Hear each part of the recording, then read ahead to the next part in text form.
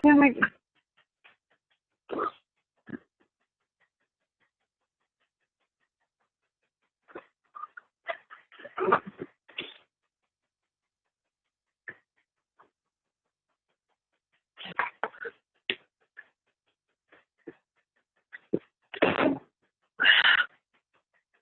Michelle, mute your phone. All right, ladies and gentlemen, we got a lot to cover, so I want to get started in the most excellent fashion. How are all of you today? Outstanding. Let's see. I see some head noddings and stuff. Great, great. All right, so we're going to get started immediately. We're in Think and Grow Rich, personal development part here. This is a special class in which we break down Think and Grow Rich. Good to see all of you. Jack, good to see you as well. All of you wonderful people. We will not delay. There's far too much to cover. If you're new to this, I have you'll see how we break down Think and Grow Rich. You will not be disappointed whatsoever. So what I'll do is I'll be muting audios for sound quality, but you can unmute yourself and we will have us a wonderful time in prosperity. We are on, I'm not sure what chapter it is in this book. We've been reading this book. I have the original book. Do me a favor, mute your phones, mute your devices. It makes me delay before I can mute you, mute your devices. So there you go. Great sound quality. We're in the chapter, if you have Think and Grow Rich, we're in the chapter of imagination. Imagination is key. It's a key element of all who make money. Imagination. Everyone repeat after me. Imagination.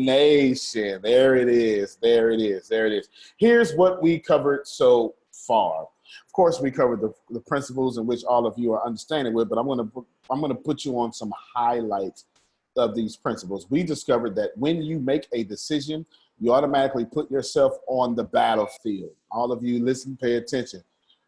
When you make a decision, you automatically put yourself on the battlefield. And when you put yourself on that battlefield, you have to burn all your ships. The moment you make a decision, the moment you put yourself on the battlefield, the moment you burn all your ships, because a decision puts you on a battlefield for prosperity, not against poverty, but for prosperity. So let's break this down real quick. All of you who have read the subsequent chapter, the chapter that we're getting ready to read right now, point out to me some highlights of this chapter. Hold on, I'm sorry, that was too fast. My teaching style is to go wide, this wide, and then the next week we go real narrow. Wide, narrow for great understanding, okay? And today is going to be the wide because we just went narrow, myopic last week in specified knowledge. 2 weeks per chapter. Let's go. If you've read something, Think and Grow Rich. If you haven't read, don't worry. This is not a place in which we beat you up. This is a safe place. You will be able to join in the conversation as the class is designed that way. Anyone who has read the imagination chapter, you can go now.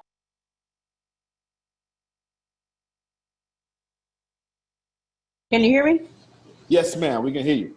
Okay. The part that stuck out to me was when the pastor of a church, he did not like how the school system was being, I guess, made or turning out, and he wanted his own school so that he could run it the way he wanted to, so people could learn in a different way.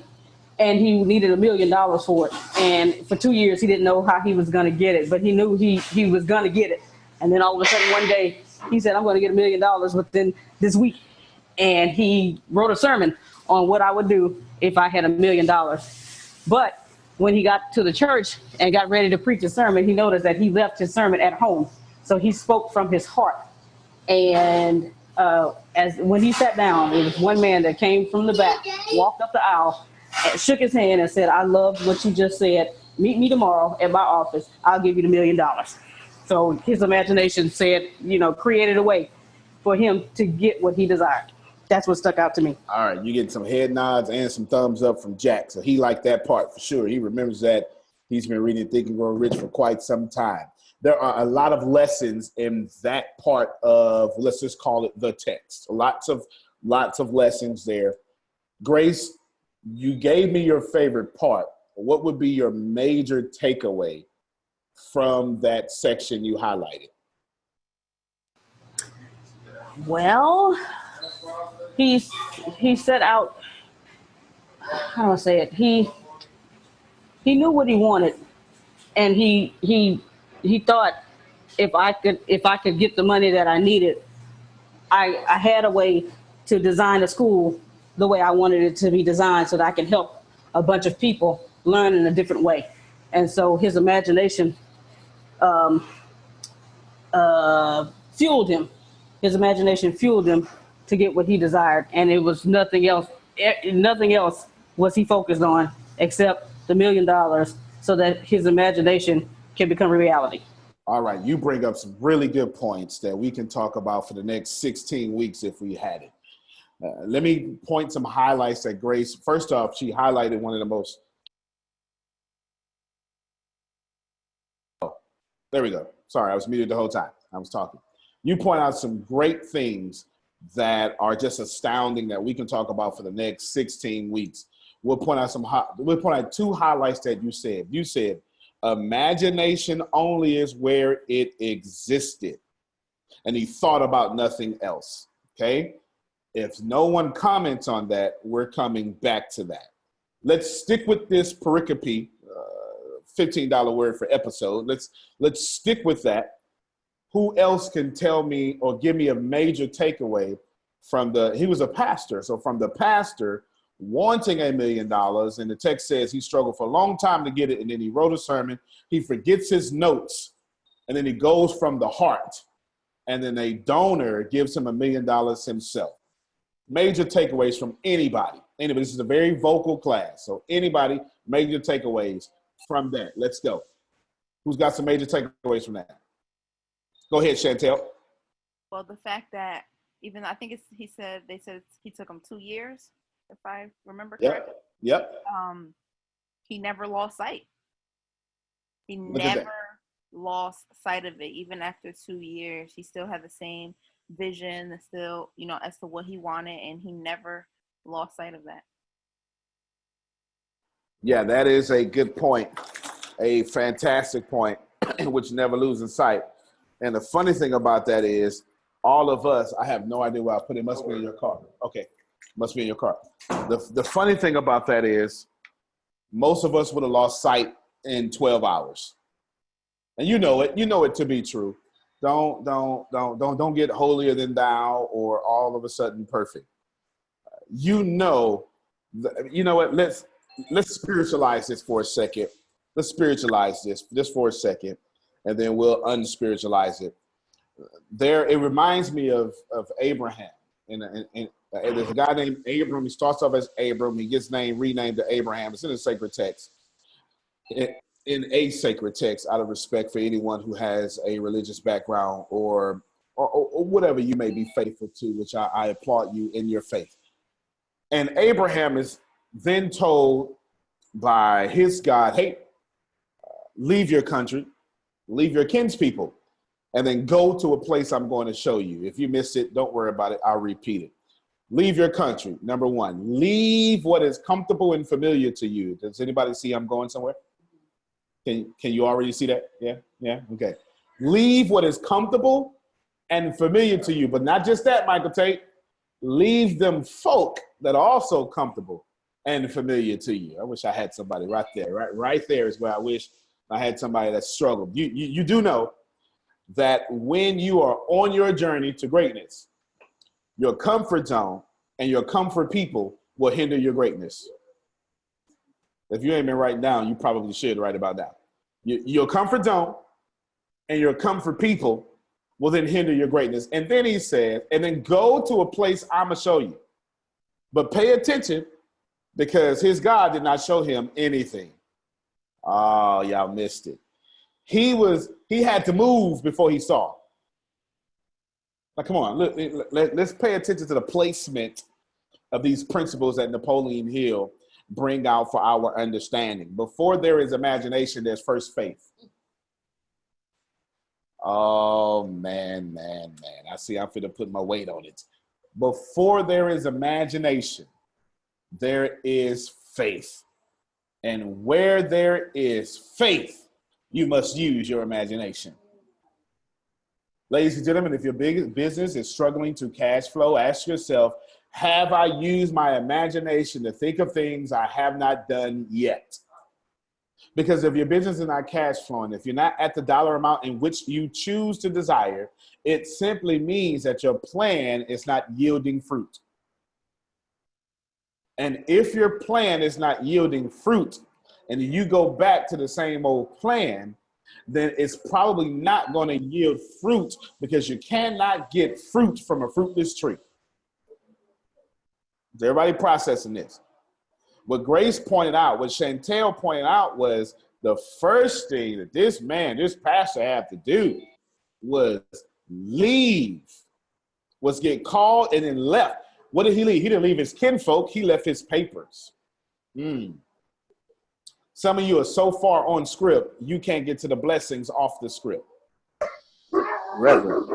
You know what? They making me do it. They making me do it. Chantel, I got to put my weight on it. Some of you are so far on script that you can't get the blessings that are off script. You so control everything that you can't get anything. I'll prove it to you. I have a definition of fear. Fear, as the way I have experienced it. Nobody taught me this. This is my definition. Fear, as the way that I have experienced, has 3 parts. Get ready to write these down.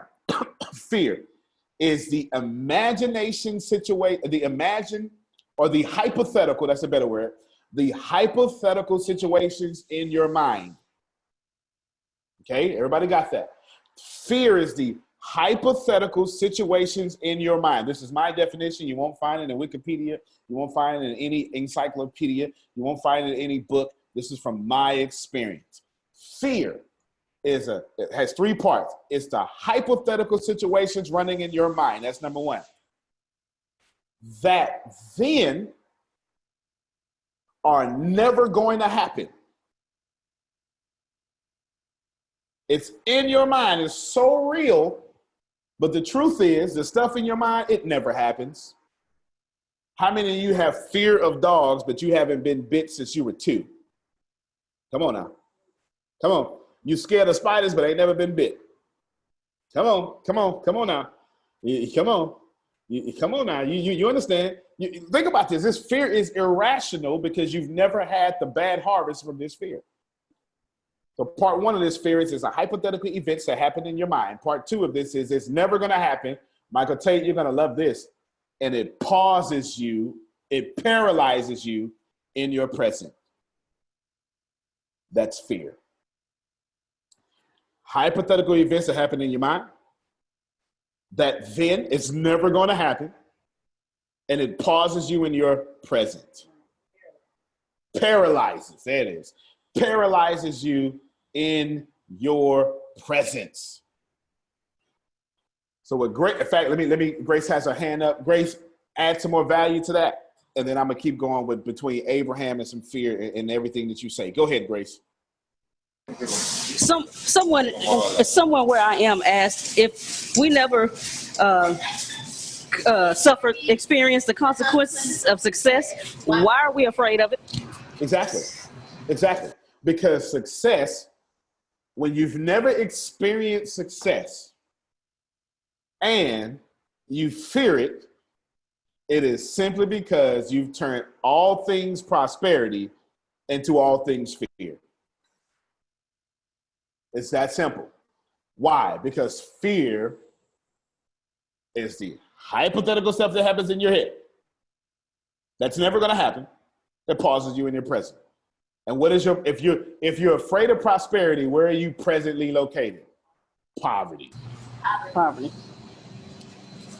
If you can't get to prosperity, you're paused, paralyzed in poverty. Oh, I can't help myself. But ladies and gentlemen, I'm about damn tired of being paralyzed in poverty. I just can't do it no more. I just don't see me pausing before I get to what I want. Who else is out there like that? I need somebody else to just raise your hands, wave your hands. Who? There it is. Come on. Who else fully understands that you refuse to be paralyzed in your present because your present is unworthy of you? Everybody write that down. My current present is unworthy of me. It is exactly where I'm supposed to be, but I recognize it's unworthy of me.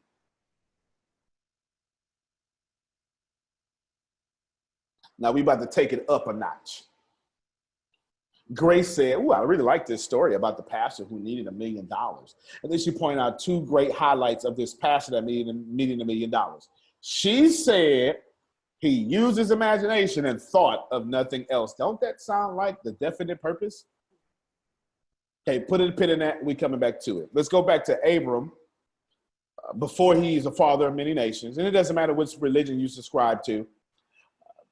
The point here is Abram is a wonderful character in which we can view ourselves through the lens of him.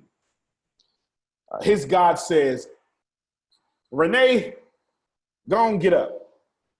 Bryant, get up. Yvette, get up. And then go leave your kinfolk to a place I'm going to show you. That's three major parts that none of us have conquered, or most of us have not conquered. The first of all, is the getting up and going. You know why we don't get up and go? Because we got too many questions. Let me talk to my planner people. Who going? Who all gonna be there? Come on now, you understand how much it costs? How long it's gonna take? What you asking to me? Ashley said, "That's me." Come on, okay? You understand what I'm saying? As soon as I say let's go, you like, wait a minute now. I want to go, but I got questions first. And you stay in question land, and you never get to prosperity land. Then his God says, well, you know what, Abram? Them folk you with, one or two things. They either make you comfortable or they holding you back. I'm about to put my weight on it. You're far too comfortable, or they're far too detrimental for the prosperity I have for you. I heard somebody say, I know the plans I have for you. Plans to prosper you and give you hope. Stand on their neck, Reverend. Stand on their neck, Reverend.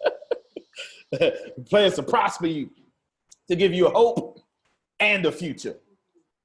Somebody act like I'm looking at Jack. Jack sound like he heard that before. Okay, all right. That's two things.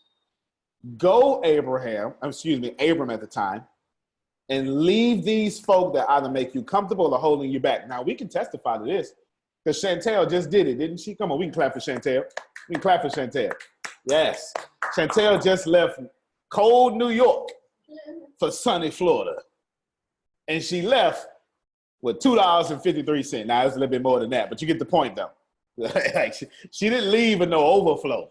In fact, she left so fast, she left before her last check. That's some faith there. How many of you are willing to leave before you get your money? Okay, Chantel, I gotta keep putting my weight on it. All right. Then he says, and then go to a place that I'm going to show you, Michael Tate. I haven't showed you yet.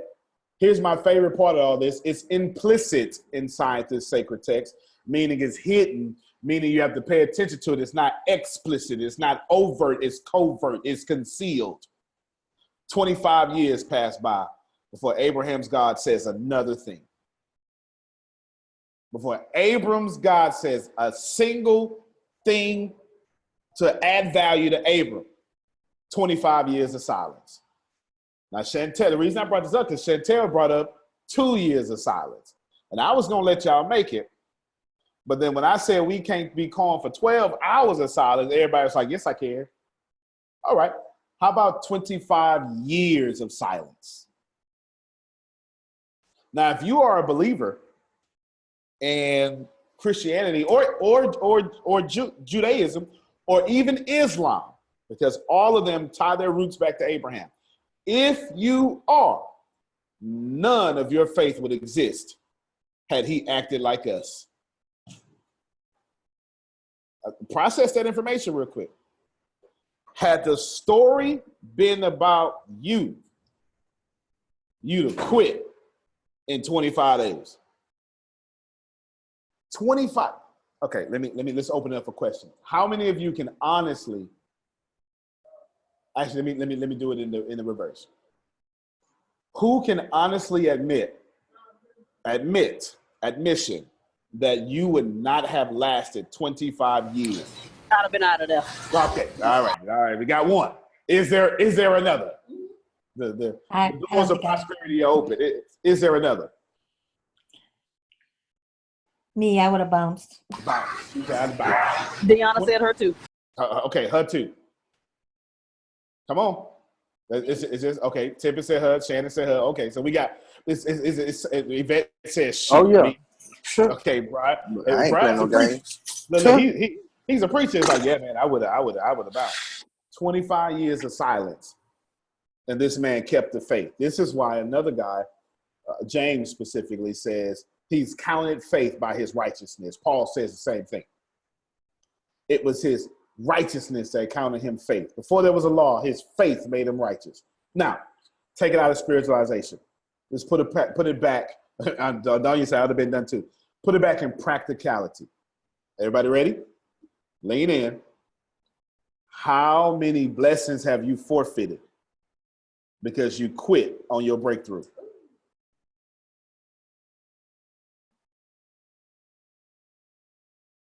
Think about that. Some of y'all right now,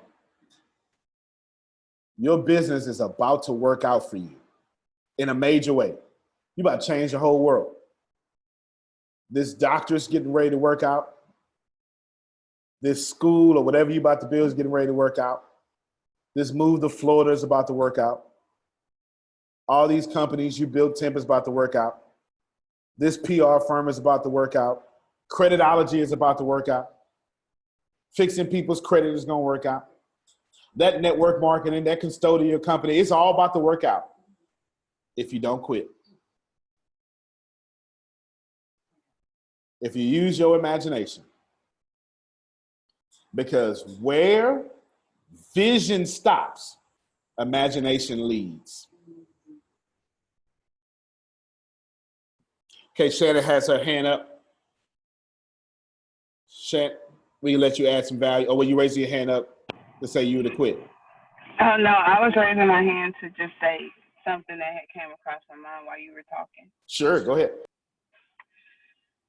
I think that looking back over my process, the issue is having to wait while going. When Abraham left, he had to go, but he was still waiting on a destination. We want a definite destination, but we don't want to develop or believe in a definite purpose. We believe that sometimes we wait on the destination. Okay, you tell me where I got to go, and then I'll know what my purpose is.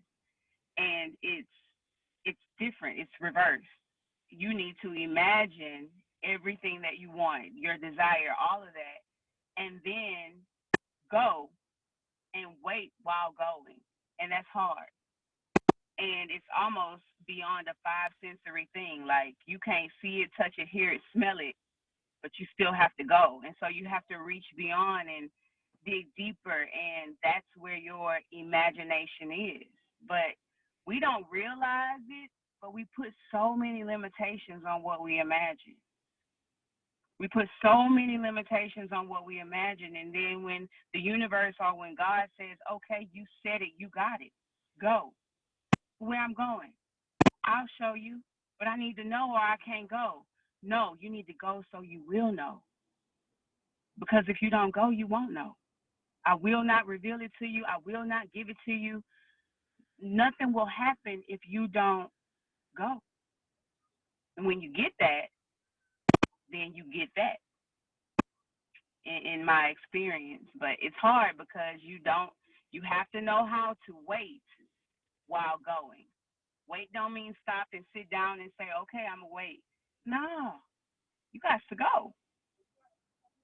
You got to go with all the faculties of your imagination and your desire. You have to go, and then you have to lend your ear to what sent you.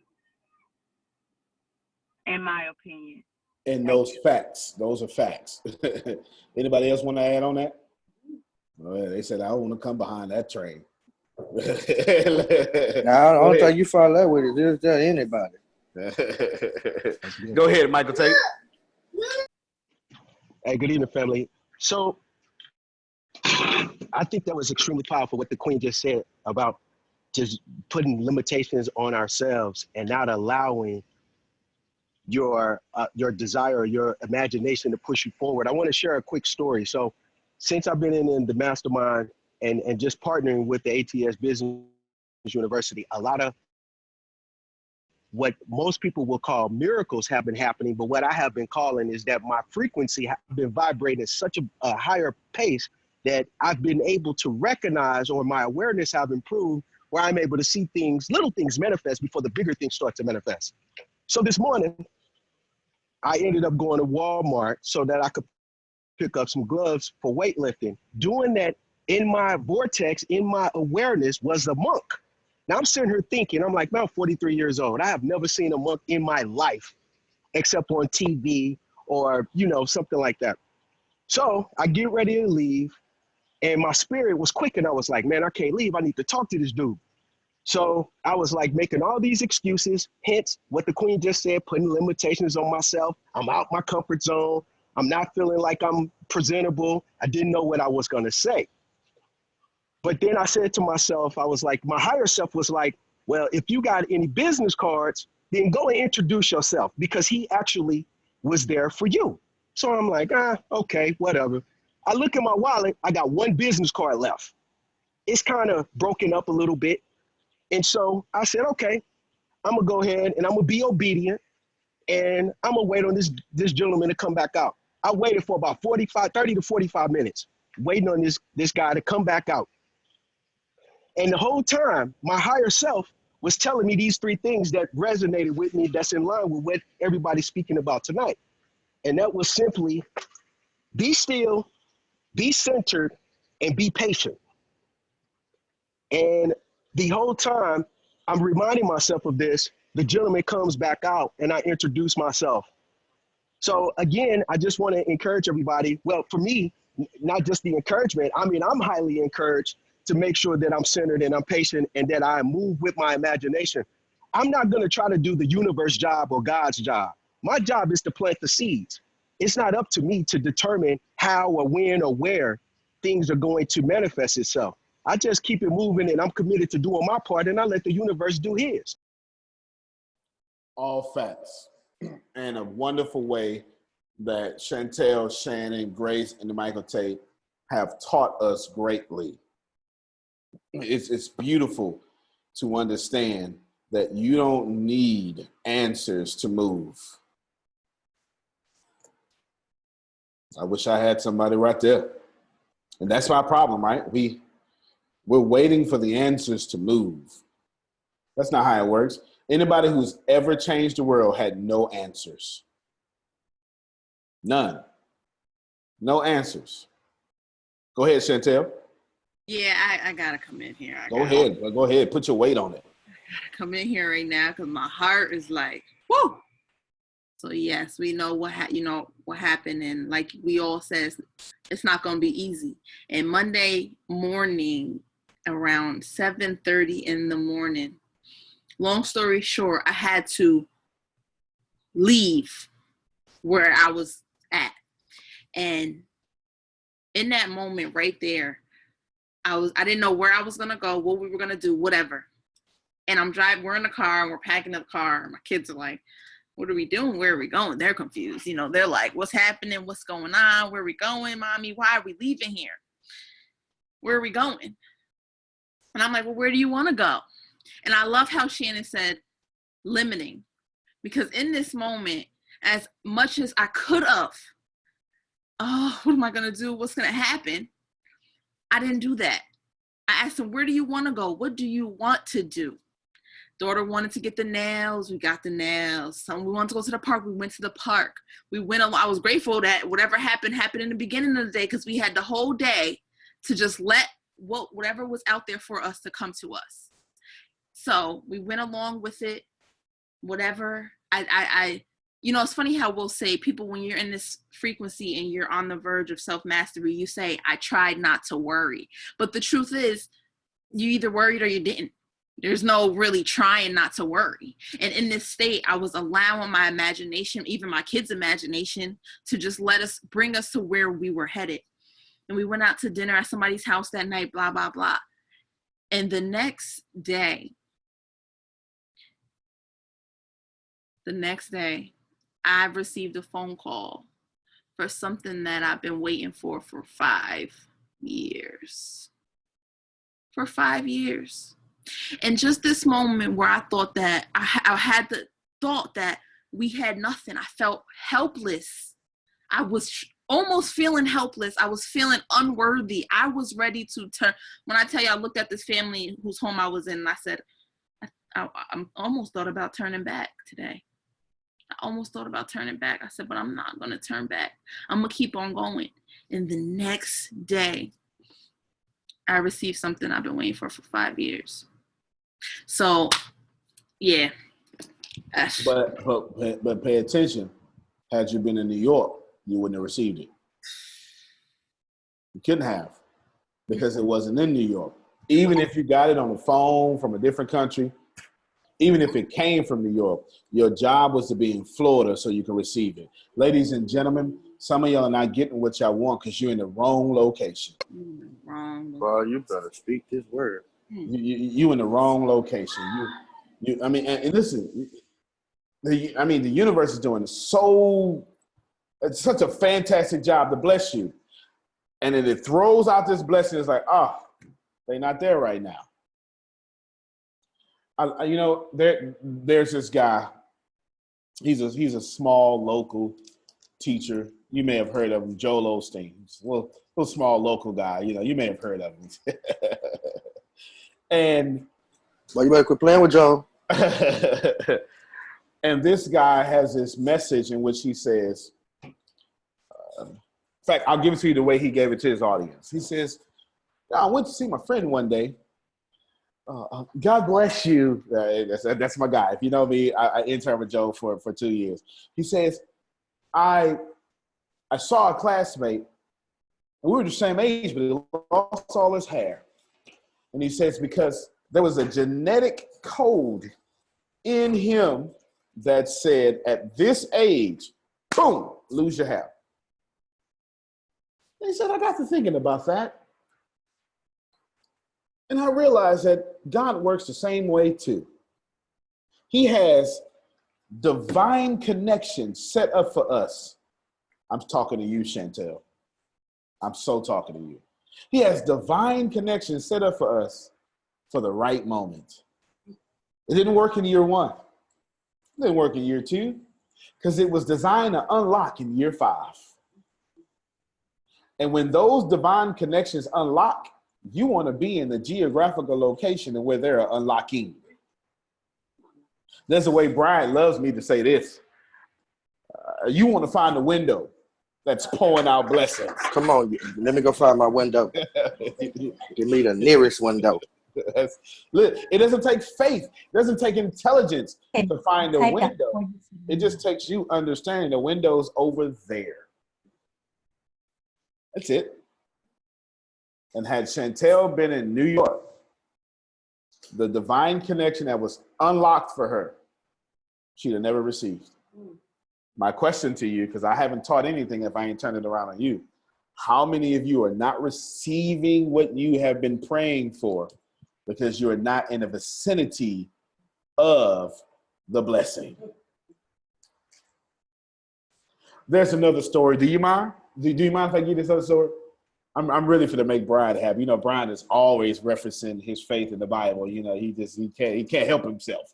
I've seen Brian in Walmart at a self-checkout line, and he was talking about the goodness of his gospel. Take me to the Amazon store. I'm gonna bring him up. He can't help himself. He just can't help himself.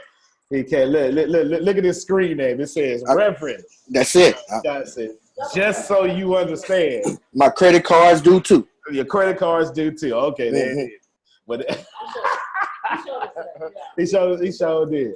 Credit cards do too. Okay, good. I ain't got a problem with that. In fact, I would encourage all of you, whatever you believe in, believe all the way in it. I mean, half belief ain't doing nothing but giving you full despair. They miss me. Half belief is not doing you anything but giving you full despair. Reverend, come on, You might son. as well go all in on your belief. If you're going to sin, go all the way, right? You understand. There's this. Can I tell you how important imagination is? Ladies and gentlemen, if imagination is so powerful, you can ride the belief and the blessings of other people's imagination. Grace said, tell us about it, Grace. Let's see. I can go as far back as network marketing. Huh? Oh. Okay. I can go as far as network marketing. I started in 2003. When I graduated from college in 2002, that's kind of where 9/11 hit. And so jobs were scarce. I couldn't find a job for anything. And a friend of mine who I graduated with got into a network marketing company. I never heard of network marketing until he called me and told me about it. Like what I heard, got in it, and I developed mentors. And my mentors always believed in me more than I believed in me. And they had a vision that was so big. When I listened, I said, okay, you know what? You've shown me what you really believe in. I can follow you. And I borrowed the belief of every network marketing company I've been in, I've had top mentors, and I always borrowed their belief. This company that I'm in now, I borrow the belief of Antonio every single day. I borrowed his belief so much that I retired from teaching at 37. I borrow his belief from this very day that I get paid and I don't worry for anything. Not rent, not car note, not food, not anything. I actually have 3 places to stay, but the one that I pay for, I borrow the belief so much that I have money to pay that rent.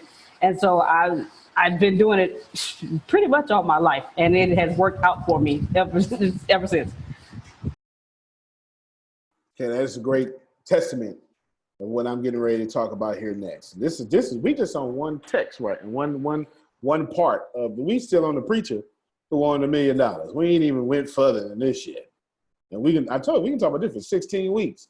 And all of y'all have something to say because all of y'all have manifested everything in your life. All of you. There's this guy. He wasn't, he was. Even if you don't want it. Even if you don't want it, Jack. That's it. That's right. That's right. Earl Nightingale says that best. Man has exactly what he wants, even if he's not willing to admit it. That's the dean of motivation right there. There's this guy. He's a carpenter from Nazareth. And oh, come on with the carpet. Come on. Oh Lord, come on. That's my story. You keep making me bring up all these stories. Tell that pericope. he don't even know where it's at. He just know it's in the book he likes. It's a carpenter from Nazareth. That's all I need to hear. That's all you need to hear. I love this. Remember, the thesis here we talk about is imagination is so strong, you can ride the imagination of other people. There's a text in Mark chapter 4 that says, and this carpenter got in a boat, and other little boats were with him, and he was going to the other side. And then a fierce storm arose, and this carpenter from Nazareth was sleeping in the hinder part of the ship, according to King James. And when the waves almost capsized the boat, when the waves filled the boat, is what the text says, his friends, his disciples, his mentees said, Master, do you not care that we perish? And he says, oh, ye of little faith. And then he speaks to the wind. The wind says, you know what, you're right, my bad. And the waves say, you know what, we bow down to you. And the waves stop. And I can go on and on about that, but I won't because I don't want to make Brian shout and run all over his place. My favorite part of this text. Hey, I can run. My favorite part of this text is the beginning that everyone reads over. The text begins, and Jesus got in the ship, and other little ships were with him. Ooh. Let me help you all, ladies and gentlemen. When Jesus spoke away the storm bothering his ship,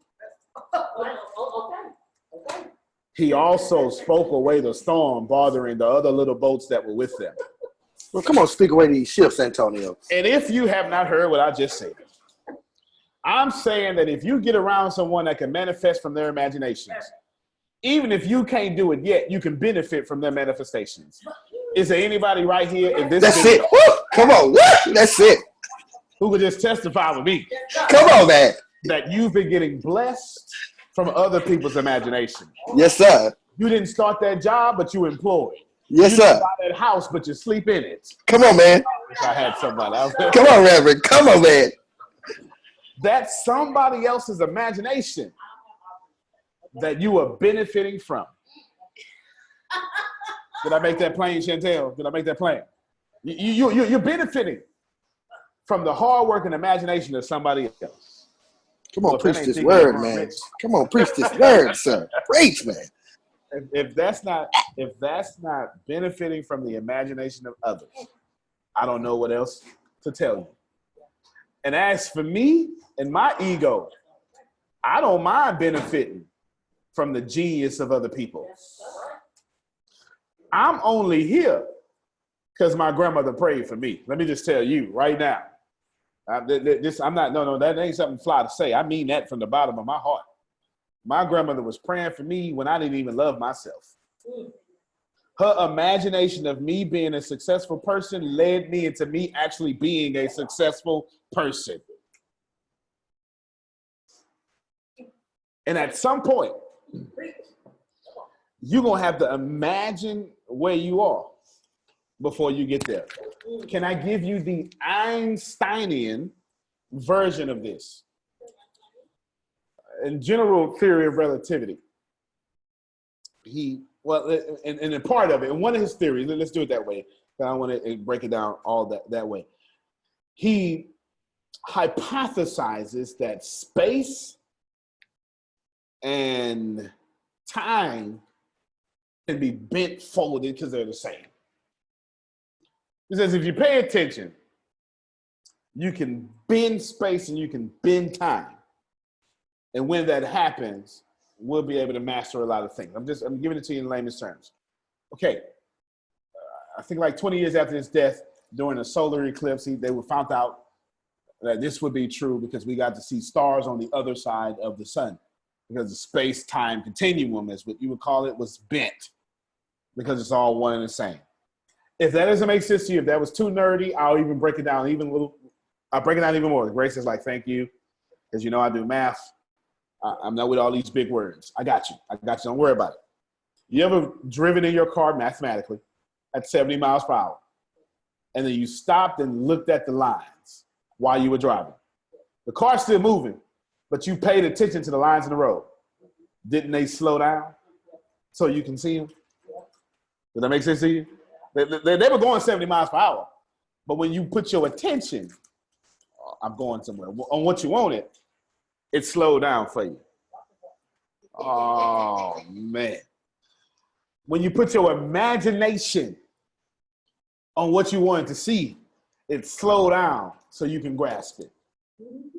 Okay, if you don't see where I'm going, I'll go ahead and make it plain for you. All you got to do is put your mind. I see where you're going. If you just put your mind on the dollar amount you want, it'll slow down so you can reach out and grab it. Yes, that's it, Chantel. You got it. I saw the light bulb go off. Go ahead. Come on, let me hear that. No. Let me write it down, and then let me hear how that light bulb just went. Oh, she got it. No, you got it. Go ahead. Wait. Hold up. I forgot I wrote this down. You wrote that down. Go ahead. Tell me about it. That's it. Come on. Wait, no. Give me that Oprah moment with the tears. Let me get them to zoom in. This is good TV. Give it to me. No. This ain't right. No, this ain't right. Yes, yeah, it is. No. That is. No, guys, no. That's how smart you are. That's how smart you are. You wrote something down that was above your intelligence because it was never above your intelligence. What happened was when you wrote how smart you were down, you focused on other stuff that took your intelligence away from you. You were ahead of yourself weeks ago. Who can relate to that? Who's ever had an idea you went, you know what, this is going to work, and then that bill came in the mail, and you was like, you know what, let me put my imagination on this bill. What did I just tell you, Grace? When you're driving, you put your imagination on them lines, it slow down so you can catch it. Ladies and gentlemen, stop slowing down to catch bills and slow down to catch money. Woo! Oh. But Theodore. I'm not even on mute. Look, chunky checks are coming in. That's it, Jack. That's it, Jack. Chunky checks. Did you see how Jack described his checks? And listen, and the universe understands or his definition of chunky checks. Chunky means something different for Jack. Jack looked like he got a house. So chunky ain't no house. Chunky's $3.3 million house. I wish I had somebody. Come on now. In fact, let's speak prosperity all over Jack right now. Jack, we just gonna claim right now. With 20 other people, we just gonna claim for you on your behalf that we are in alignment with your chunky checks. We believe we're gonna celebrate. As a matter of fact, when you get the chunky check that you desire, please come back. Show it to us on the screen. And I'm expecting a chunky check for you with 2 commas in it. Awesome.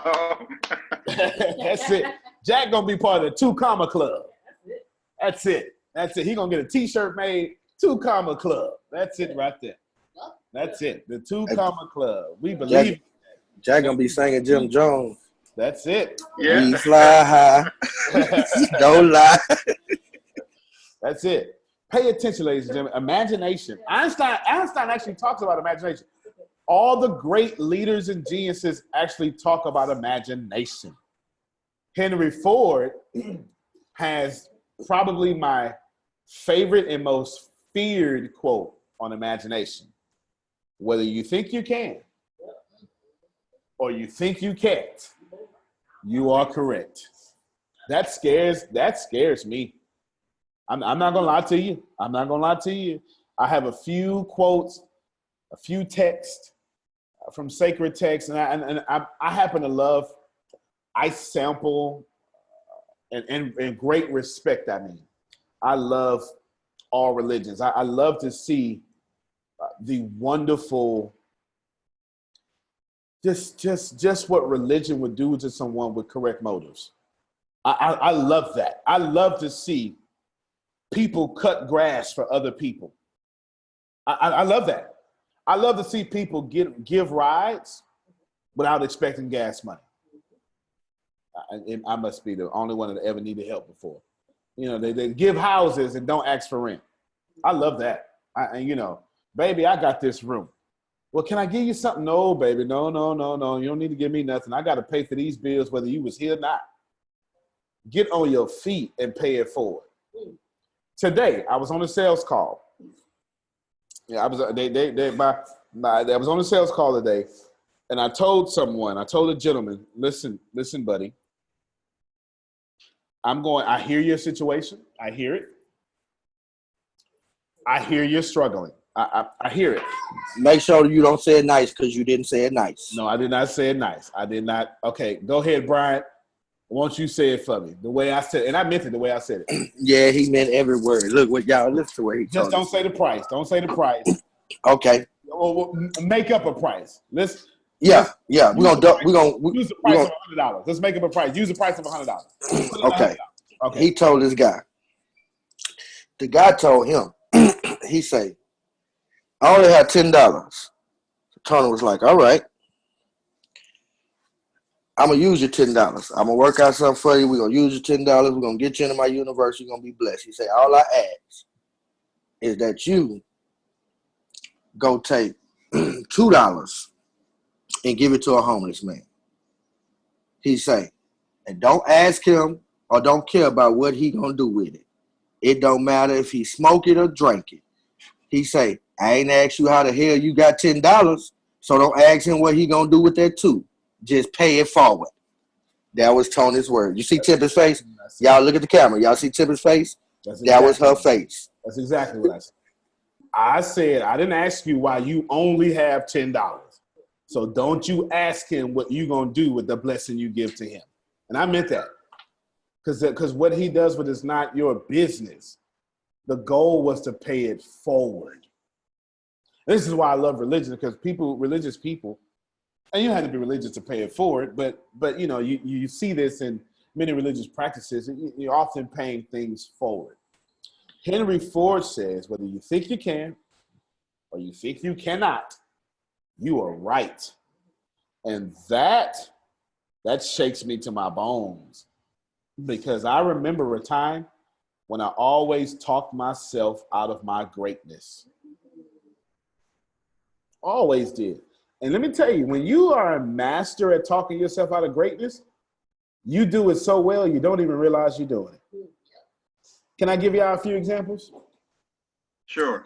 Chantel would pray for a blessing and then say, well, you know what, Lord, if it's in your will. No, wait a minute now. We can't have both now. You either going to come to the throne boldly.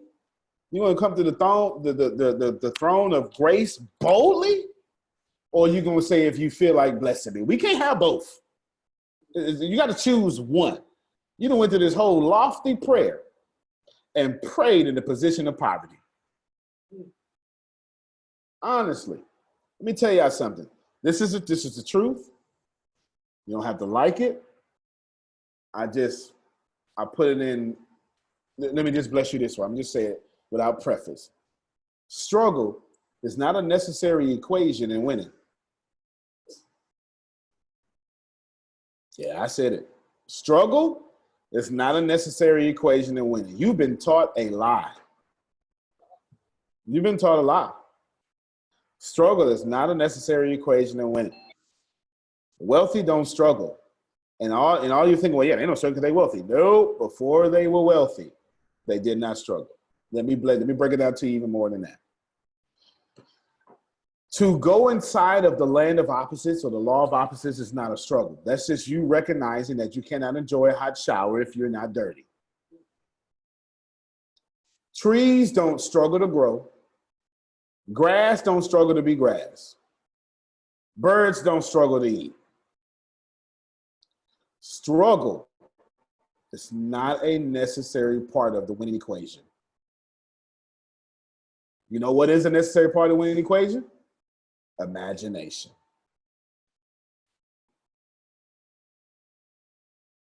Can I break down imagination for you? Language has a funny way of disguising what it has done. And you can't really get it because language is funny. I'll give you an example. You know the word nation. You've heard of that word before, nation? And then when you get to the syntax, the rules of how language behaves, when you add an AL on nation, what is it? Did you see what happened to the long A? It became a short A. National. There's also what you call, in Greek, you call them movable news. In English, you call them movable ends. If I said a apple and I had a long sentence, it's too hard to say that because it's too many syllables back to back to the vowels. As long as the language is alive, the language is going to continue to improve itself. So we don't say a apple, an apple, because it rolls off your tongue better. Everybody getting that? That's called a movable end. The end doesn't exist until you put two vowels together. Is everybody? I'm giving you there is a not phonetics. It's I forget what it's called. But anyway, me and my language training, I'm giving you that. I just can't remember what it's called right now. But you can call it phonetics for lack of a better word. This is how languages work. It's in all languages. There's a movable nu, and vowels change. Okay? And when movable news, it's Greek. When movable ends happen, let's stick back to English. You understand English. When movable ends happen, and when vowels change from long to short, you're so used to it that you no longer think about what you're actually saying. Is that fair? Okay. I'm going to give you a few words that you haven't really thought about what you're actually saying. If I remember something, I go back to the membership that was. Oh, King Tate, you finna like this. This is the kind of talk you be having. This and look, he's like, yeah, this kind of talk he had on Thursday morning to himself. Remember doesn't mean to remember again or to get your thought back. It means to go back to the consciousness that was. Can we spiritualize it? Bryant, we are all members of what? You know he ready. He ready. I couldn't unmute fast enough. We are all members of what? The body of Christ. All right. So when you remember or when you rededicate your membership, you're saying I'm going back to what, Bryant? What you was a member of, the body of Christ. All right. Now, if we unspiritualize it, can we call it the creative source? The Most High. That's it, the universe. He says the Most High. If you don't mind, just for a moment, Brian, if you don't mind, if we can call it the creative source, okay? When you remember, that means you're simply going back to the unlimited power that you already were. Oh, see. I you know what? That's my fault. I didn't break that down well enough. That's my fault. Because in order to be a part of a body, you had to already be there. Come on now. And what you're saying is your phalanges, your extremities. I'm sorry. I'm trying to bring these words down. Okay. I'm trying to bring these words down. I got my SAT words on right now. Okay, your extremities, they have left where you always were. And then you wise up and you remember yourself and you say, you know what, I'm going to go back to where I was. Because where I was is where infinite intelligence was. Is everybody following me right now? I'm trying to get to imagination, but I need to walk you through remembering. Do you see? I broke down nation, national. Do you see it? Did you see it? I broke down and. Okay, I broke that down. Now I'm breaking down the word remember. Got that? Yes? Good. Okay. No, go ahead. Ask your question. So, not so. If I say I am reminding myself, that means I'm going back to the mind, the creative source had.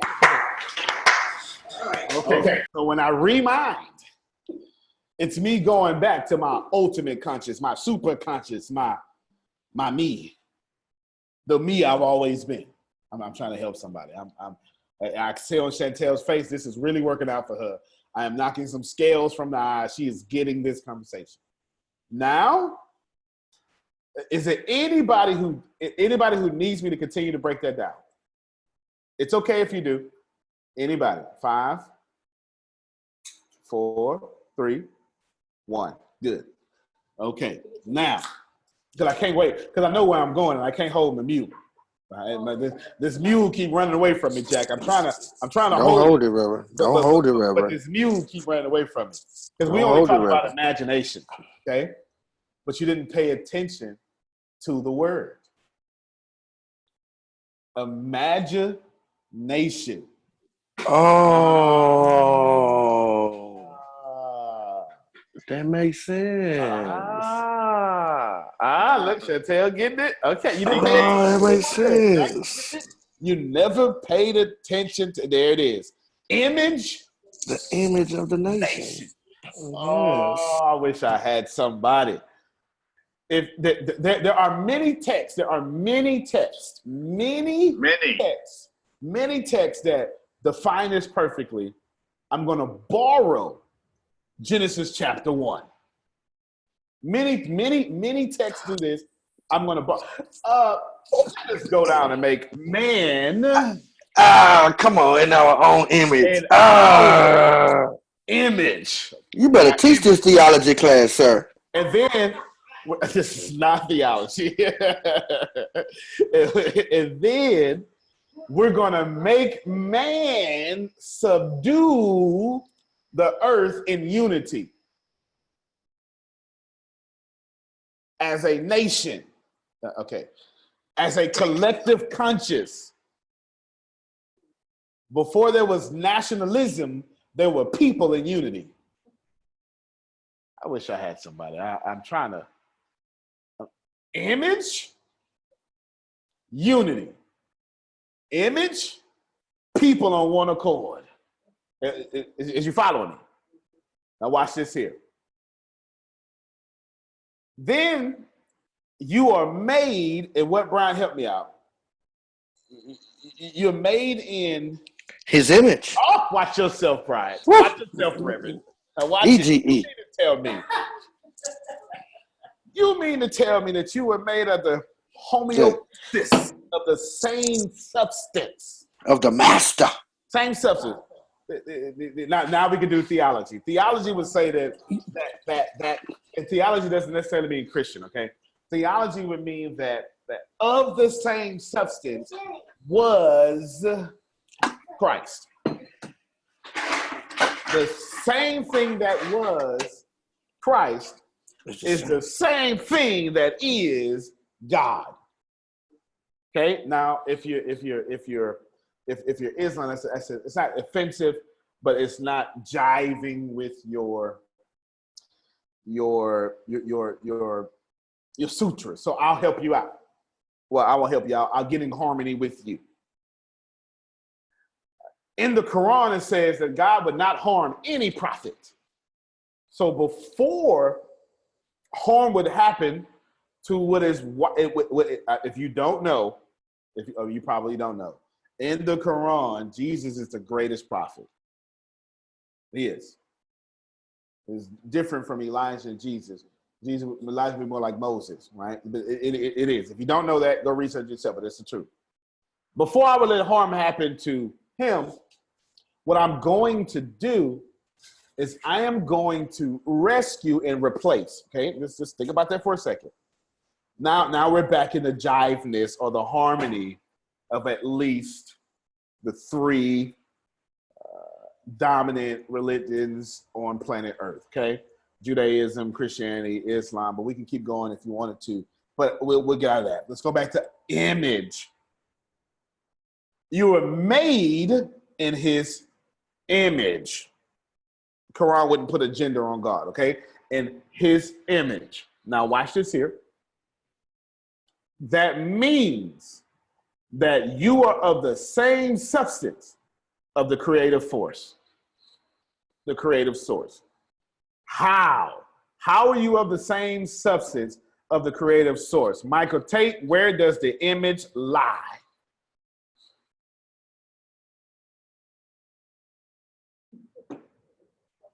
Did I break up? Oh, okay.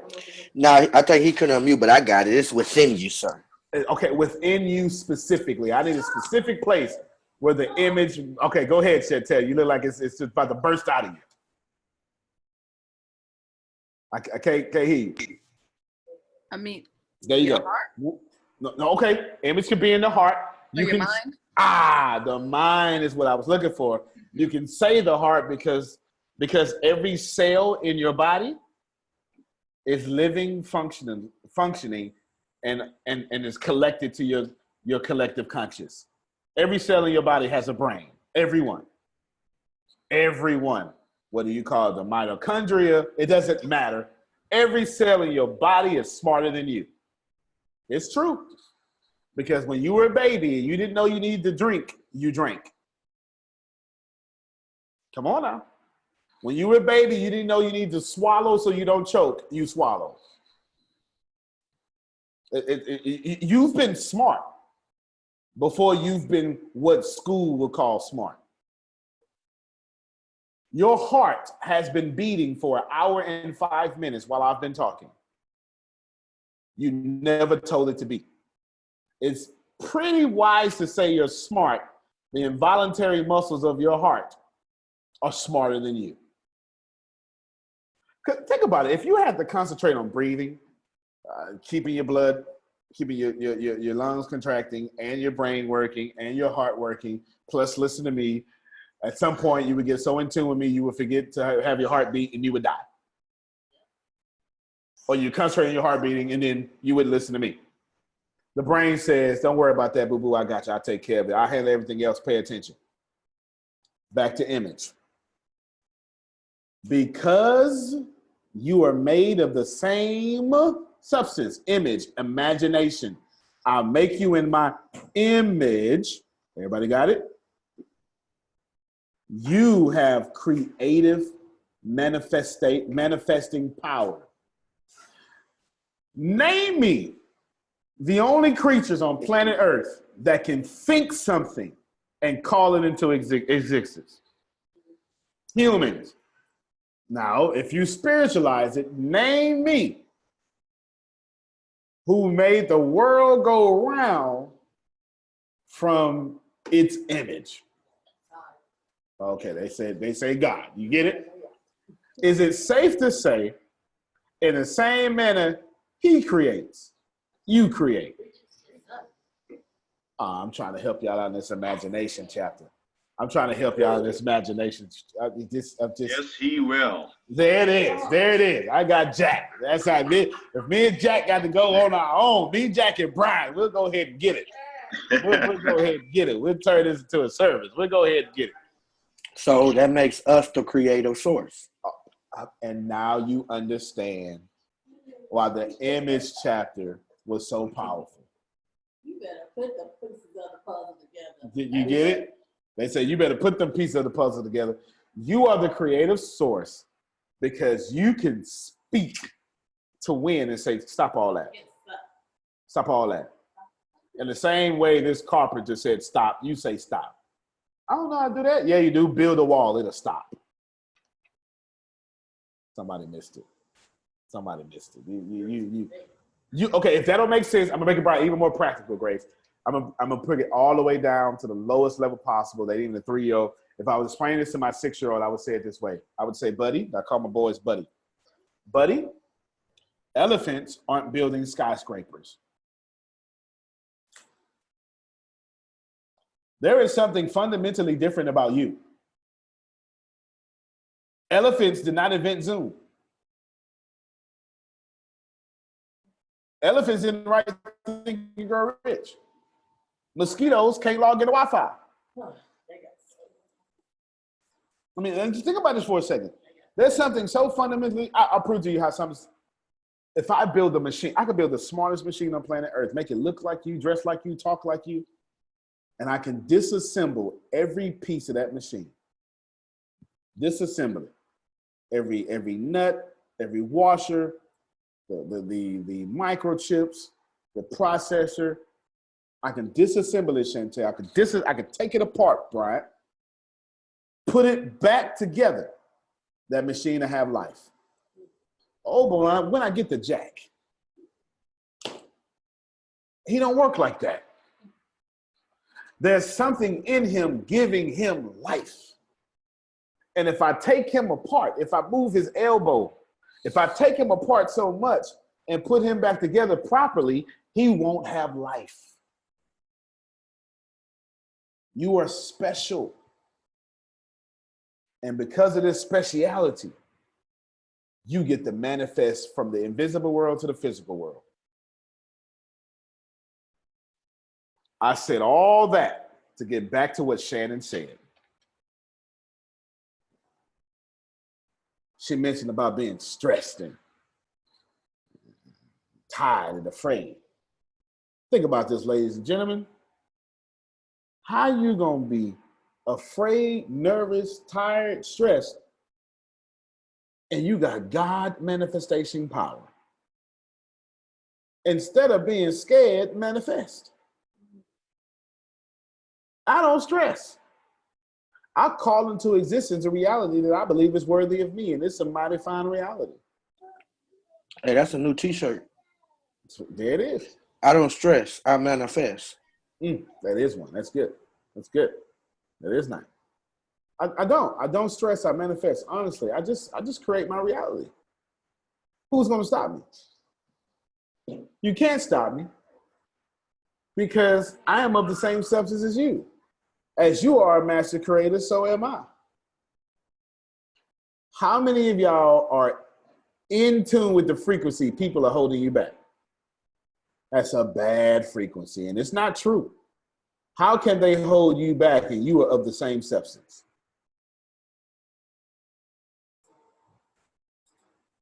Come on now. Some of us have manifested abusive lives. We want abusive teachers. We go to the church where the pastor abuses in the dialogue. We just want abuse. But you've created that. That's your manifestation. That's what you strongly desire. Now, I encourage all of you to manifest something far greater. Who wants $1 million? Raise your hand. Manifest it. Manifest it. Manifest it. When Brian raised his hand with the Zoom thing. Think about that. Think about this for a moment. Susan raised her hand too. Think about that for a moment. If you want $1 million, if the God you believe in says you can have a, there it is right there. He got that's $100,000. He got $100,000 bill right there. Jack got it all. Y'all got Jack messed up. And Jack said, that's not even my chunky check. That's my $100,000 bill. You don't have a chunky check and a $100,000 bill. His chunky check got 10 figures on it. There it is. That's $1 million bill there. Yeah, Jack. Thank you, Tempest. Look, first of all, he's pulling off his vision board. First of all, he is listening to Think and Grow Rich in front of his vision wall, his vision board, vision wall. Ladies and gentlemen, pay attention. Your imagination is where the real world actually lives. The physical world is the secondary world. The real world is the one you had in your mother's womb. That's facts. Before you had this physical world, you had the imagination in your mother's womb. You did. You did. You can't say you didn't. We have the technology to know that babies have brain waves. I'm not talking about pro-life, pro-choice. That's a different argument. Y'all leave that alone. And that's not for this conversation. And don't spiritualize that or don't politicize it. I'm just simply saying that the world you had before you had this one, you were born with the world that creates all others. Come on. I need you to start tapping into the world you were born with. I must be going too strong. Must be going too strong. Let's see if we can break it down this way. Let's do this here. Napoleon you're on a good path, man. You're on a good path. Stay right there. Napoleon Hill says, actually, you know what? I'm gonna save that for next time. I was gonna give y'all a bunch of quotes from the book, but that's when we go narrow. Hey, go ahead, Michael Tate. Go ahead. Hey, King. Sorry to interrupt, man, but I got a quick question that only you probably can bring some attention to and some awareness. If that is the case, being that babies have brain waves, we're perfect, and that we're perfect and flawless in the womb, and that the imagination is truly the real world, then why are you taught as soon as you transition to the physical world that you was born into sin? Yes, because you're taught by adults. You're taught by Okay. adults. That's Okay. the problem here, okay? Now, I'm not here to challenge anyone. Now, that's a fair question, but I'm not here to No, sir. challenge your theology. I am just here to tell you that babies believe they can do anything until an adult tells them they cannot. And that's the truth. That is the truth. And I'll tell you when I realized this. I was interning at Lakewood Church. This was 2012. And I showed my oldest son a pool for the first time. That means it's 2012. He was born in 2000. He was 4 years old. I'm not joking. My youngest son ran out into the water. He thought the water was going to support his 30-pound body. He just ran out. He ran out. And he almost drowned. It's a wrap. It was just like a rock. He is the thing. Choking up water, we pick him up, boom. Get him. Now me, I have a different mind. I'm laughing. I'm like, buddy, you almost drowned. Man. That's funny. I'm laughing. The people around him begin to put fear into him. Oh my God, baby, don't get back in the water. Don't do that. Don't get back in the water. Now what they did was they turned a situation into a forever learning behavior. And I don't do that to my kids. If you ever meet my kids are incredibly, they're weird. My kids are weird. My kids believe that they can manifest whatever they want. I'm just telling you, my kids are very weird. And I say, son, his name is Aiden, get back in the water. He's scared now because other people put fear in him. His situation was a situation. That's no different than a baby falling. But until mom opens up her eyes real big, then the baby's now afraid of falling. So I jump him back in the water. This time I put him on the steps so he can get over his fear of water, because I don't want my kids to have any fear in them whatsoever. If it was not for me recognizing that I refuse to have my son in a state of adult fear, he would still fear water today. Take it out of my son. Let's go back to Michael Tate. Let's go to you. How many of you are fearing things because somebody told you to? Come on. How many of you are afraid to go back out into the dating world because someone told you it was rough? How many of you are afraid to be the new guy or the new girl at work? So now you're at a job completely unworthy of you. You're scared to bust you with Chantel, leave work and drive to Florida because somebody done told you that's dangerous, Chantel. What about them kids? In fact, Chantel, I want you to unmute Mike real quick. You're currently living your dreams, and they're just going to get better. Actually, they're going to get better. You're going to experience them more and more. How many people told you you were stupid or making a mistake? I'm interested.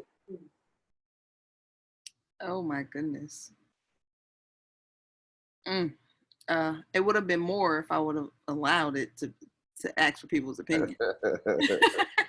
But the people that I did ask, they were bugged out. Maybe before I left, probably like a good 20. 20. Now watch this here. We got to accept this one, y'all. Were any of these people what you would call haters? Yeah, she's putting two and two together. Were any of these people your enemies?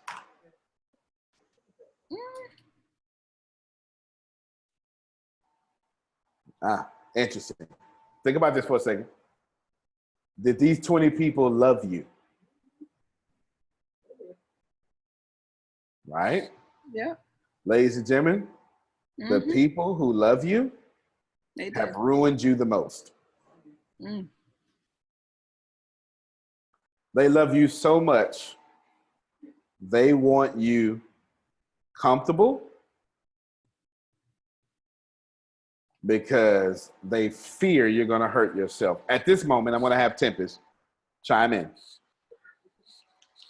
Tempest has a story about someone loving you into comfort, and comfort is not your desire. Brace yourself.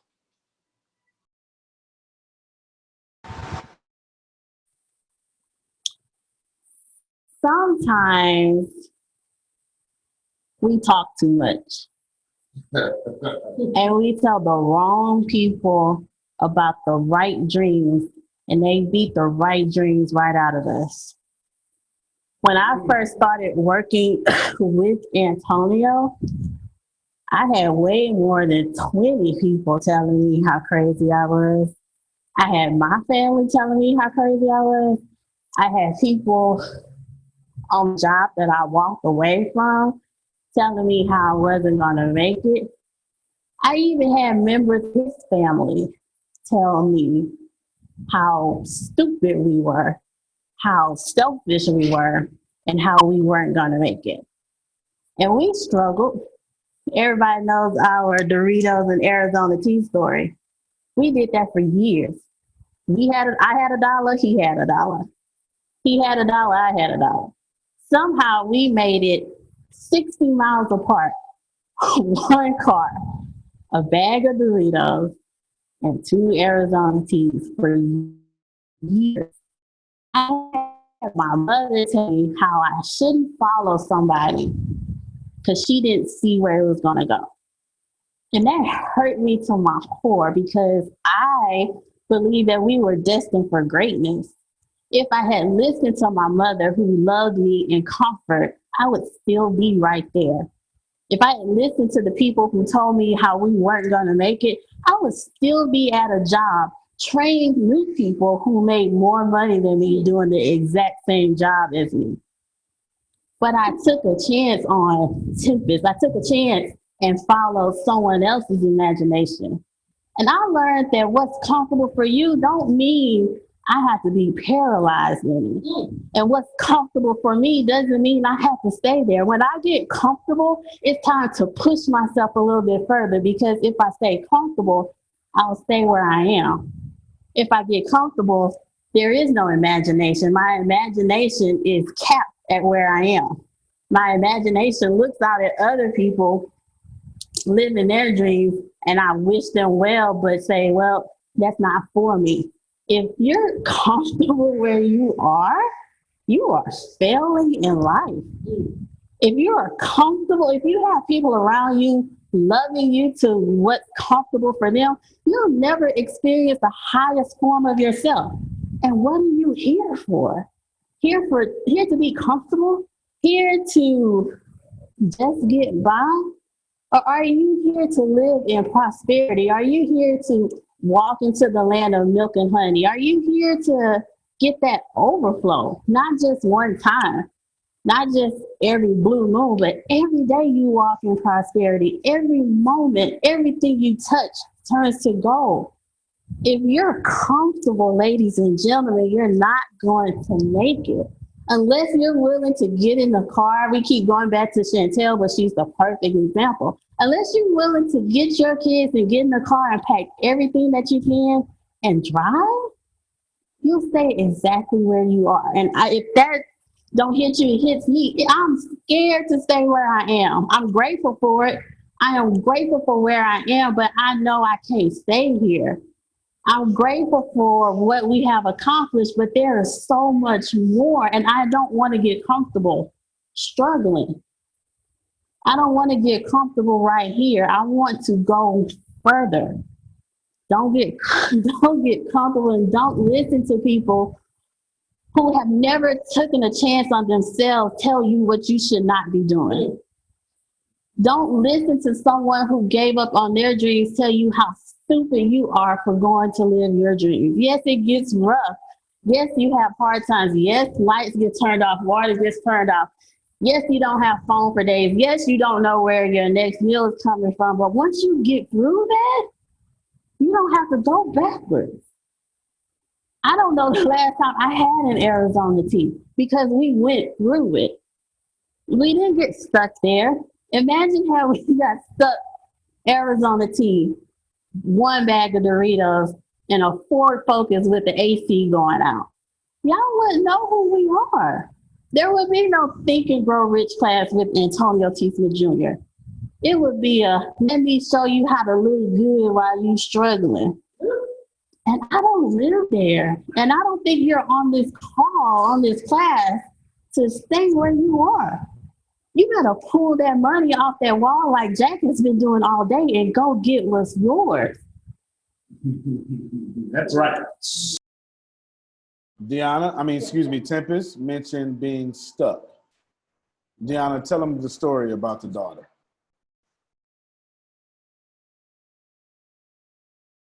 There was a young woman who had a really bad car accident during the storm.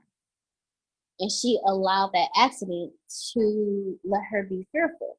So one day, her and her father were traveling, and she was hit. She was about to hit a storm.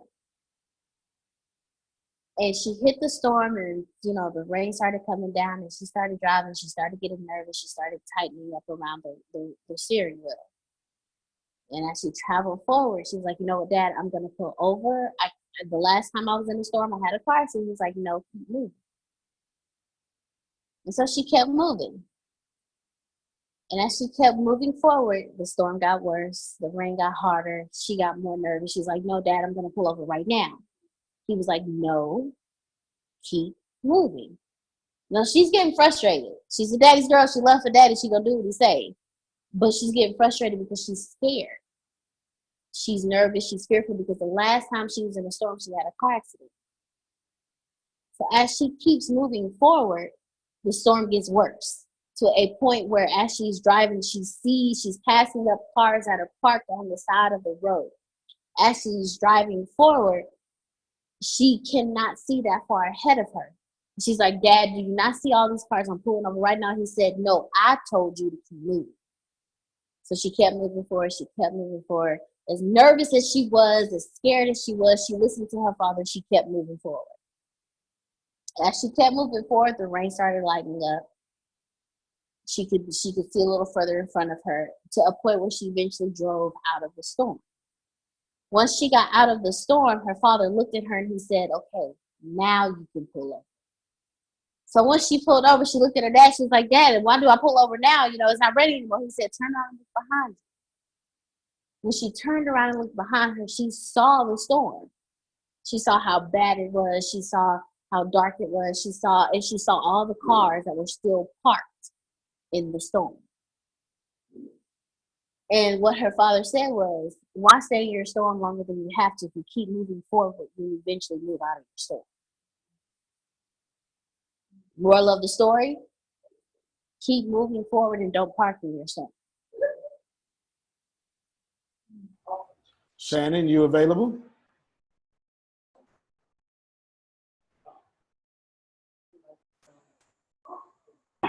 Yes, sir, I'm here. Outstanding. Come on, give us some value.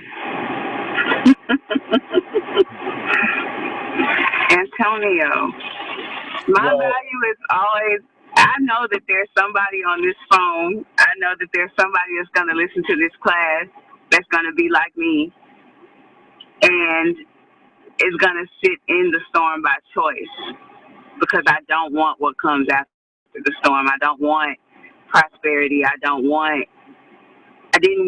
And it was very hard for me to admit that and to admit the reason why I didn't want it because I felt like I didn't deserve it. Sometimes we feel like we deserve the storm. And so my message and my piggyback and my inspiration after Reverend Deanna is you are worthy. You are worthy, so worthy of the keep moving forward. And you are so unworthy of the storm. For a long time, I felt like the only thing I was worth was the storm because of things I had done, because of things that were done to me, because of my life void of imagination.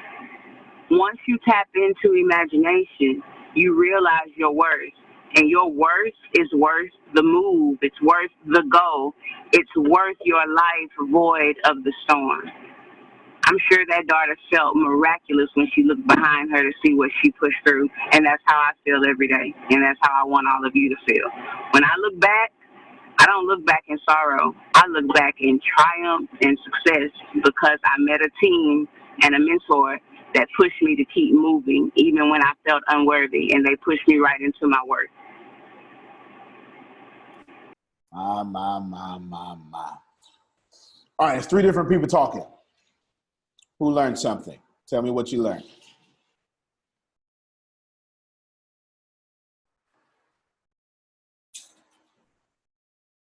Come on.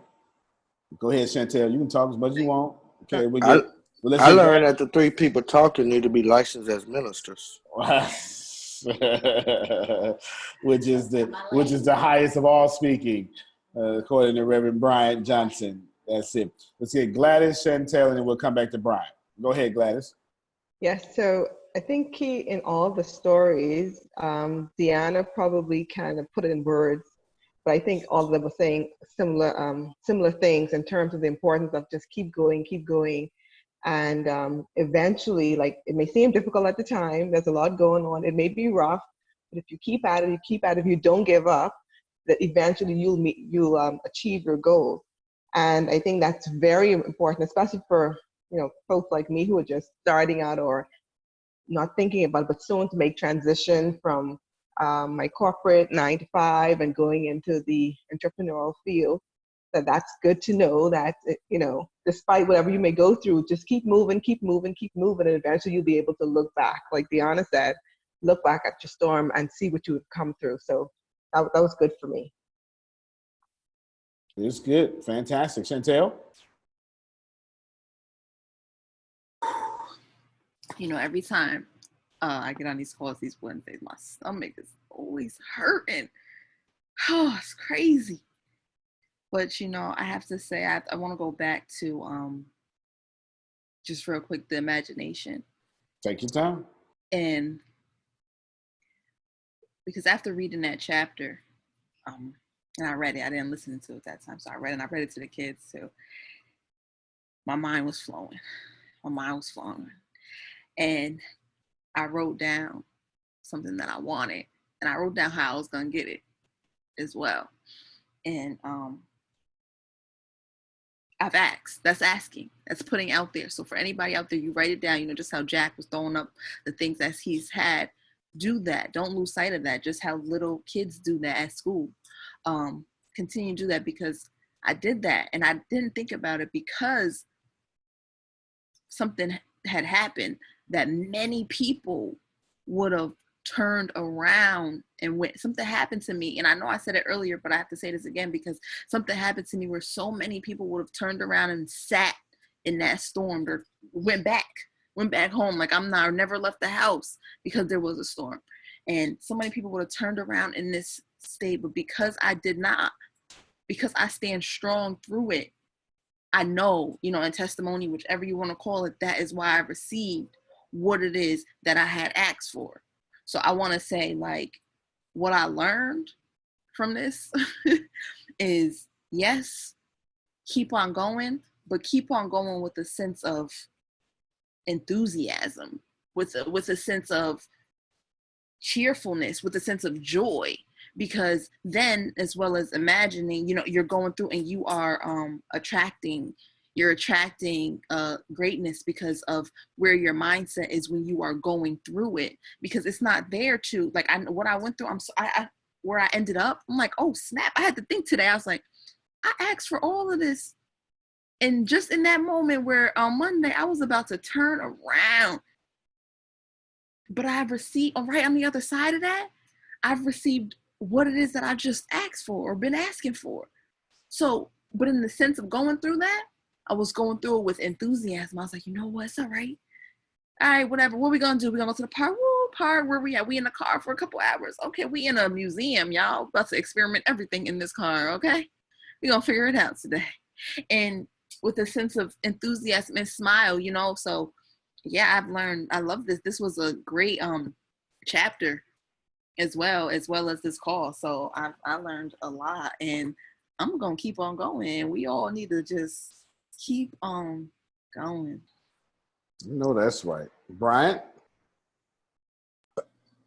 I want to quote the words from Pastor Yolanda Adams and say, "The storms of life will blow. They are sure to come and go. They will meet you at a time when you're calm and doing fine. But the master of your soul, he's always on board, and he will rock you in his arms while riding through the storm." Woo, did he muted himself? Look at that. Boy, I tell you, Yolanda Adams been talking for a long time. I tell you. Every bit of this has everything to do with imagination. We are 100% on sync and on topic. Because you can't keep moving forward if your imagination is not forward of you. Oh, ladies and gentlemen, I let all that happen. I let y'all, you can't move to a place that your mind has not already gone. Wherever the mind goes, the body will follow. When you keep moving forward, Chantel says, I'm in this car, but I'm going to move forward. Don't know where I'm at, but I'm not in this car. Brian says, I'm going to keep moving forward. Don't know how I'm going to eat, but I'm sure doing fine. Tempest said, I know we got Doritos, and I know we got these teas, but this ain't my life. My life is on prosperity, not this poverty. Wherever the mind, the imagination, whatever in this chapter, whatever a man's mind can conceive, it can achieve. The reason why you can move forward is because you say, mind, go forward. I'll catch up with you. Oh, ladies and gentlemen. In fact, let me go into my closing thoughts. I'm going to do some long closing thoughts today. You can interrupt me should you want to. Won't necessarily be an interruption, but we got to ride the energy. I was with Pastor Joel Osteen one day, and he was talking. He say, you know what? Storms are good. I was like, what? Well, yeah. He said, if you don't pay attention to storms, then you won't pay attention to how strong your God is. I'm like, what? That's crazy. That just making no sense to me. He says, well,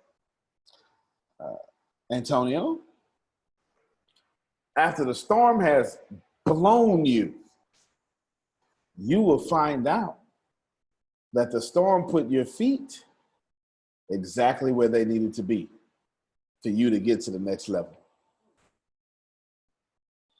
Ladies and gentlemen, your storm is blowing you out of a situation that you should not have been in, and they're blowing you to a situation that you're worthy of. How many people can understand that? You've had some storms. You had some people in your life that you should have cut off, but you didn't have the power. You didn't have the courage to do so. So a storm came. Yeah. And as your feet were blown, you were blown off your feet. When you landed, bruised, battered, hip dislocated like Jacob in the Old Testament. You limped to your next best move. Storms are there to blow your feet so you can get closer to your next best move. You will never, ever, ever have a storm that does not benefit you. Not one. I would not be who I am today if it was not for Hurricane Ike in 2008 taking everything from me. Hurricane Ike came through Galveston, Texas. It was the best thing I don't ever want to go through again. I lost everything. And the alpha male in me said, never again. And then right after that, Chantel, I promise you this happened. 2009, that was 2008. 2009, I hooked up. I started doing some real estate. I bought my first house, and I bought my second one. Then I bought my third one. 2009, Thanksgiving. I promise you this happened. In October, the renters walked out on me. 2 renters. I'm in a house. In 2009, I lost everything again. Who remembers 2009 and the housing crisis? Yep. I got caught up in it with 3 houses. I literally called who I was with at the time and I said, listen, this is honest to God, true story. I went in this house and I said, I can't go in there again. I said, I'm trying to pack up our stuff, but I need you to let me make it. I feel like such a loser. I think if I go in there again, I promise you I said this there. I think if I go in there again, I'm going to commit suicide. This hurts so bad because I just lost everything last year. I finally built to a place I never thought I could do. And now on some mental misunderstanding of overcompensating yourself, overextending yourself.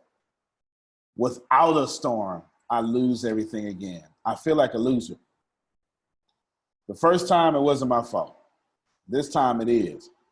And I'm back in the same situation. But if it wasn't for those 2 storms, I wouldn't know how to do real estate properly. And I wouldn't know how to be a businessman. I went and read Robert Kiyosaki's Cash Flow Quadrant right after that. I had been reading it, but I read it right after that. And Robert Kiyosaki said in Cash Flow Quadrant, most investors fail because they haven't learned how to be good businessmen. So when their investments go belly up, they don't have the capital, the 6 months reserve to survive. And I heard it loud and clear. So what I did was I spent the next 9 years, the next 7 years working on business. Now my real estate is sustainable. If you're not hearing me, 2008 storm, 2009 storm, got everybody here looking at me and listening to me right now. 1986, I was in kindergarten. No, 1985, I was a summer baby. I was in kindergarten. Parents start getting on drugs. 1986, the state would not allow either one of my parents to keep me. They gave me up for homeless. Gave me up. I'm 6 years old, 50 pounds soaking wet, if that, with a jerry curl. Don't judge me. My mama did that to me. And I'm seriously had a jerry curl. It was red too. It was Hey, red. the curls was high back then. I had one. Yeah. Watch yourself. Michael Jackson, sir. I had Beat a it. Michael Jackson jacket too. I had a Billie jerry curl, Jean Michael is Jackson not my love. That's it. That's it. Here I am with a jerry curl and homeless. Texas sun is cooking my jerry curl. And I'm homeless. And I'm sleeping in this dumpster that would be my home for many years. And I promised myself I'd never go through it again. I'll find my way out of it. And I did. I've been doing personal development for 30 years. I need y'all to get that. I'm 37. I've been doing personal development since I was 7 years old in a dumpster. And today, people pay me for my story. The storm that was meant to kill me has made me rich. I'm trying to help somebody in this place. I don't want you to look at your life and go, you know what? I don't like where I'm at. Because where you are is your next profitable story and position for you to get to where you need to be. You're only homeless or almost homeless so you can learn financial intelligence. You're only in that bad marriage so you can find a good one. You're only in that bad marriage so you can restore it and then do marriage treatments and counselings and keynotes or what have you. You're not in your religion because you're religious. You're in religion because you realize something outside of you was far greater than you. And on your darkest days, you found hope. That great philosopher, Bryant Double Certified Johnson, he said on Walk It Out Wednesday today that we all have a light. But the problem with light is you can't take it around other lights. It only works in the dark. Your light is ineffective in light situations. All of us were meant to travel to the dark and cast light in bad situations. Bob Proctor. Oh, and I love Bob Proctor. I love him so much.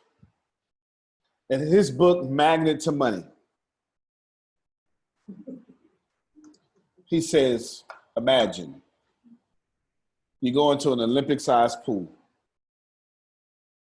and you see the pool and the pool is dark blue. You have on your swimming gear and the pool attendee says, I'm sorry, but the pool is closed.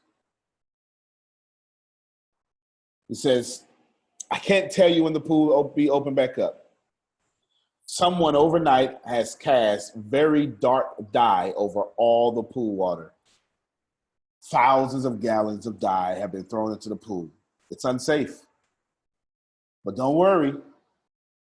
This pool has one of the best filtration systems on planet Earth. Here's what's happening right now. The pool is filtering out. The filtration is filtering out the dye. And while it's taking out the dye, it's pumping in clean water. You can't see it because it's happening underwater. I can't tell you when it'll be over, but I can tell you when it's done, the pool will be ready. Because the work that's being done beneath the dirt, beneath what makes the pool unswimmable, the bad is being taken out and the clean is being pumped in. And eventually, it will only be clean water. Ladies and gentlemen, that's you.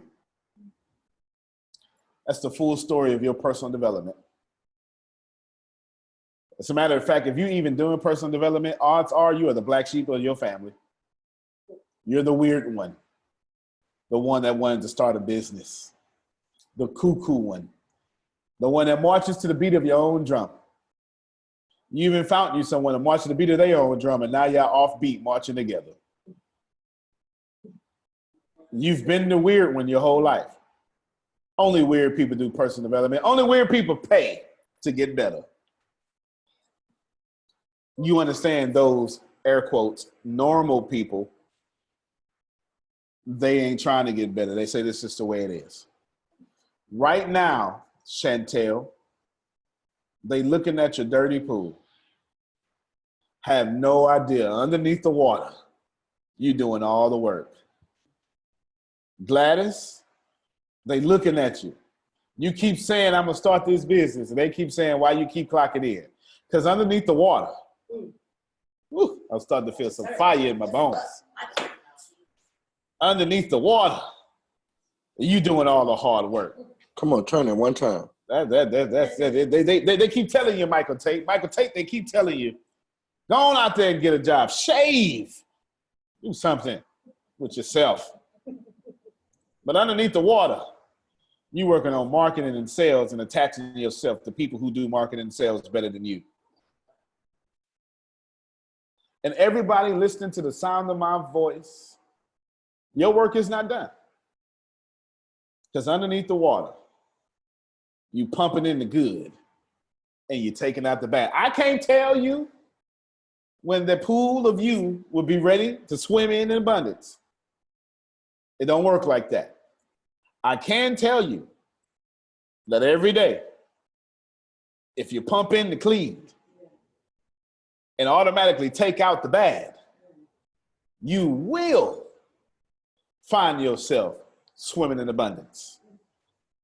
And it has to be somebody right now listening to me right now that is declaring right now that I am going to be the greatest pool ever.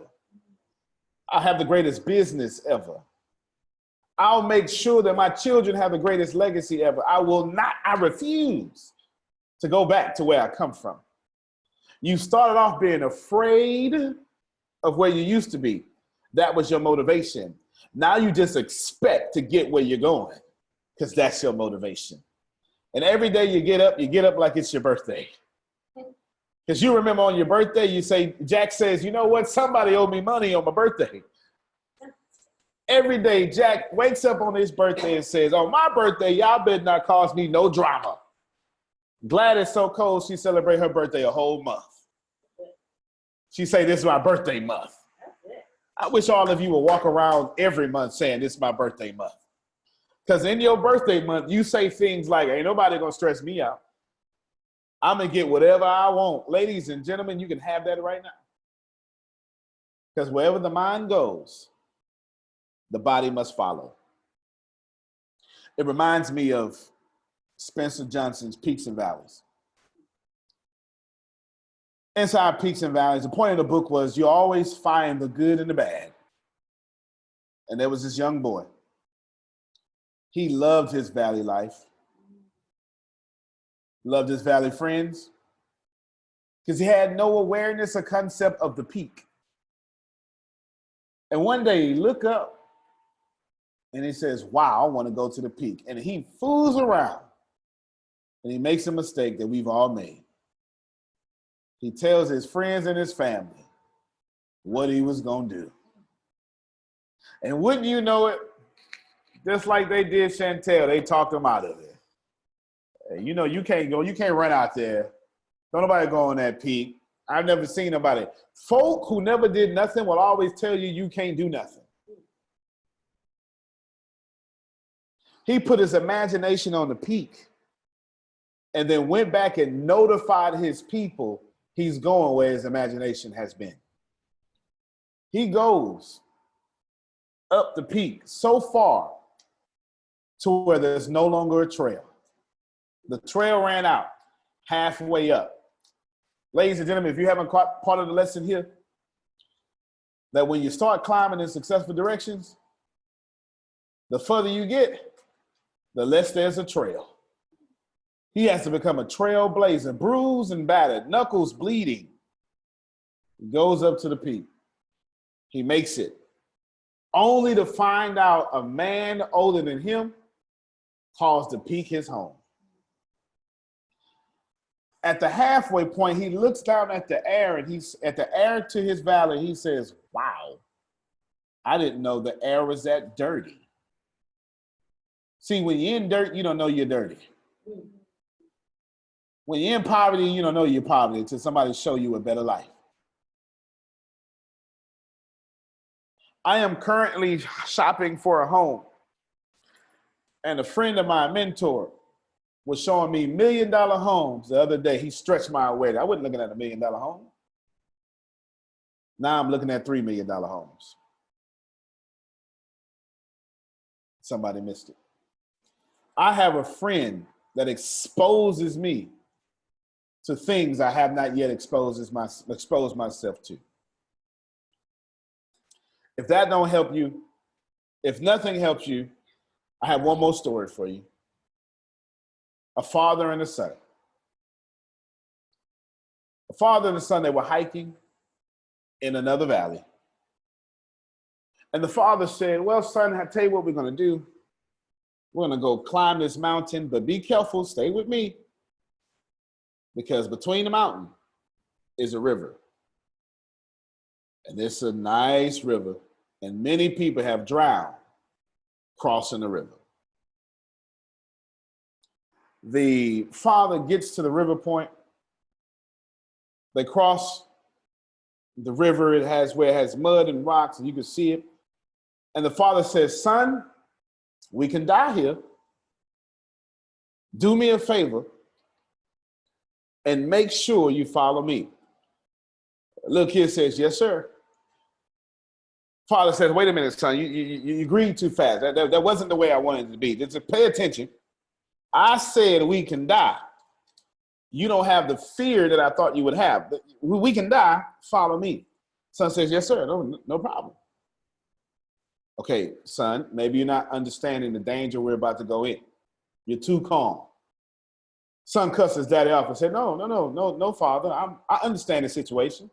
but I'm not worried. Son says, well, why are you not worried? Father says, why are you not worried? Son says, because wherever I see your footprints is where my feet gonna go.